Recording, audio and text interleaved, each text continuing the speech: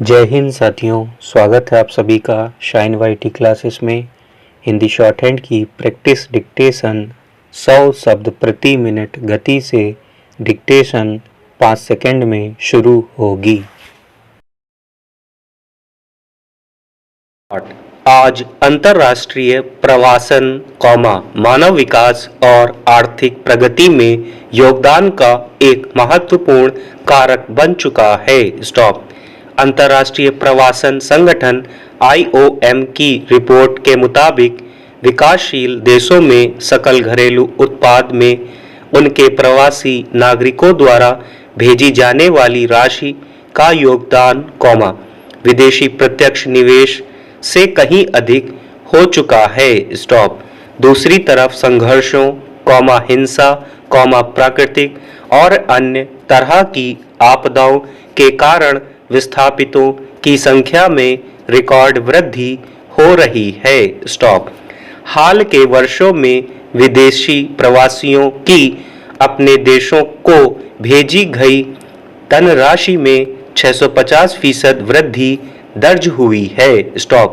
वैसे तो दुनिया आप्रवासन, विस्थापन और लाखों शरणार्थी शिविरों के साथ हिंसाग्रस्त और संकटपूर्ण अनुभवों से गुजर रही है।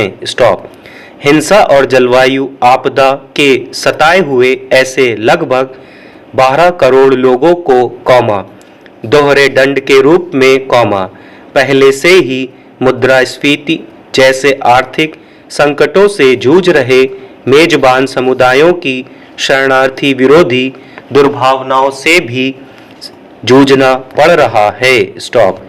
इस समय दुनिया भर में लगभग 28 करोड़ 10 लाख यानी वैश्विक आबादी के लगभग 3.6% लोग अंतर्राष्ट्रीय प्रवासी हैं, जिनमें से करीब 12 करोड़ लोग तो विस्थापित हैं। IOM की इस जानकारी के मुताबिक हिंसक संघर्षों से जान बचाने की कोशिश में हर 3 में से 1 प्रवासी की जान चली जाती है। बीते 2 वर्षों में 8,541 प्रवासी अपनी जान गंवा चुके हैं। मृत प्रवासियों में से 2/3 से अधिक की शिनाख्त भी नहीं हो पाई है। बीते 1 दशक में 63,000 प्रवासियों की मौत हो चुकी है। इनमें लगभग 6,000 महिलाएं रही हैं। लगभग 27,000 लोगों के तो अवशेष तक बरामद नहीं हो सके हैं। सबसे ज्यादा मौतें भूमध्य सागर के रास्ते हुई है। संयुक्त राष्ट्र का मानना है कि 75% शरणार्थी गरीब हैं, जिनमें से केवल 50% को कोई रोजी रोजगार मिलना संभव हो पा रहा है। उनको अक्सर खतरनाक स्थितियों से बाहर निकलने के लिए लगभग सब कुछ पीछे छोड़ना पड़ रहा है। आगे उनके लिए अपना जीवन फिर से बनाना और अपने मेजबान समुदाय से कोई सहयोग बमुश्किल मिल पा रहा है। लगभग 22% शरणार्थी शिविरों में रह रहे हैं, जबकि अन्य 78% शहरी या उपनगरीय क्षेत्रों में दिन गुजार रहे हैं। उनका जीवन असुरक्षित रहता है। विस्थापितों, शरणार्थियों और आप्रवासियों के लिए सुरक्षा, भोजन, पानी, बिजली और मानसिक स्वास्थ्य उनके अस्तित्वगत मुद्दे हैं। आंतरिक हिंसा और युद्धग्रस्त क्षेत्रों में, हवाई हमलों के सायरन उन्हें डराते रहते हैं। भावनात्मक स्तर पर उनकी कोई परवाह नहीं करता है। कठिनाइयां उन्हें रात भर जगाए रहती हैं। ऐसे जटिल हालात में उन्हें बार बार परिवार के साथ भागते रहना पड़ता है। भाषाई और सांस्कृतिक चुनौतियां भी पीछा करती रहती हैं। पराये मुल्क में वे सामान्य संदेश भी नहीं समझ पाते हैं। उनके बच्चे सतत शिक्षा और खेलकूद से वंचित रहते हैं। स्टॉप। उनके पारिवारिक रिश्ते तक बिखर जाते हैं। स्टॉप। इन मुश्किलों में शरणार्थी जीवन जीने की इच्छा शक्ति तक खो बैठते हैं। स्टॉप।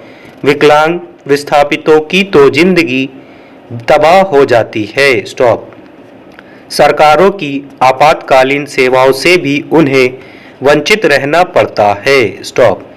लाखों शरणार्थियों की वतन वापसी का सपना प्रायः टूट जाता है। स्टॉप। महिलाओं को बड़ी ही जलालता भरी जिंदगी गुजारनी पड़ती है। स्टॉप। उन्हें अक्सर दलालों की धोखाधड़ी का सामना करना पड़ता है। स्टॉप। प्रवासन में बच्चों बुजुर्गों की देखभाल उनके लिए एक अलग ही चुनौती है। पैरा। कुछ दशक पहले पड़ोसी देशों के हजारों नेपाली भाषी भूटानी लोगों को अपनी मातृभूमि से भागने पर मजबूर होना पड़ा था। स्टॉप। 1 लाख से ज्यादा लोग जंगली रास्तों से भारत से नेपाल गए। स्टॉप। उन्हें लगा था कि नेपाल भाषा एक होने के नाते उन्हें स्वीकार कर लेगा, लेकिन आज दशकों बाद भी नागरिकता के प्रश्न पर उन लोगों की जिंदगी अधर में लटकी हुई है। स्टॉप। वे अपने देश नहीं लौट पा रहे हैं। स्टॉप। ये लोग आसपास के खेतों में काम करके या शिविरों के अंदर खाना बेचकर थोड़ा पैसा कमा लेते हैं, लेकिन शिविरों को चलाने के लिए बहुत सारा पैसा उन भूटानी लोगों से आता है, जो अब दूसरे देशों में जा बसे हैं। स्टॉप। संयुक्त राष्ट्र ने वर्ष 2007 से 16 के बीच 1.25 लाख भूटानी शरणार्थियों को नेपाल के पूर्वी हिस्से में स्थित शिविरों से निकालकर 8 देशों में बसाने में मदद की थी। स्टॉप। उधर बढ़ती हिंसा के बीच विस्थापित लगभग 9 लाख सीरियाई गंभीर स्थितियों का सामना कर रहे हैं। स्टॉप।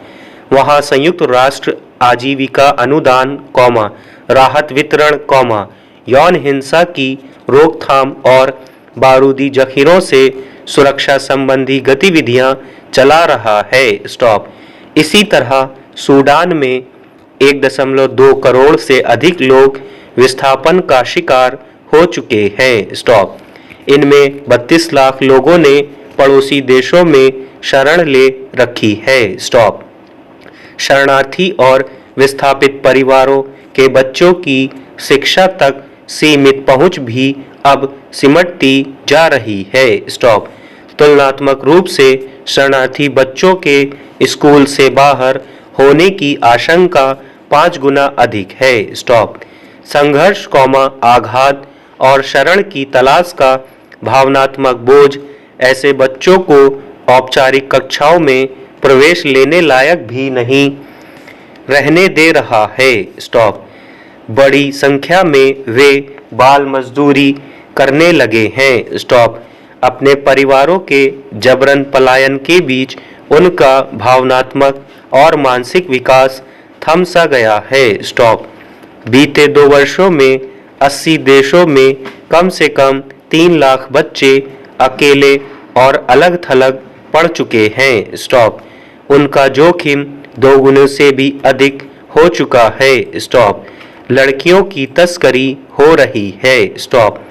कनाडा वैसे तो नए आप्रवासियों का स्वागत करता है, लेकिन विस्थापितों और प्रवासियों के कारण पिछले कुछ वर्षों में उसकी आबादी 3.2% बढ़ चुकी है। स्टॉप। वहां के बाशिंदों में 23% लोग एशिया और मध्य पूर्व के विदेशी हैं, जिनमें से ज्यादातर अस्थायी नागरिक और करीब 9 लाख अंतर्राष्ट्रीय छात्र हैं, अब वहां अफ्रीकी प्रवासियों की संख्या बढ़ रही है। स्टॉप। हर 2 कनाडाई में से एक का कहना है कि आप्रवासन देश को नुकसान पहुंच रहा है। स्टॉप। विस्थापितों, आप्रवासियों, शरणार्थियों की बढ़ती संख्या को लेकर संयुक्त राज्य अमेरिका भी भारी दबाव से गुजर रहा है। स्टॉप। वहां के आंकड़े बताते हैं कि बीते वर्षों में लगभग 87,000 भारतीयों को दक्षिण पश्चिम सीमा पर, लगभग 79,000 को उत्तरी सीमा पर रोकना पड़ा। स्टॉप। अमेरिका के लिए वे अब सबसे बड़े बाहरी समूह बनते जा रहे हैं। स्टॉप।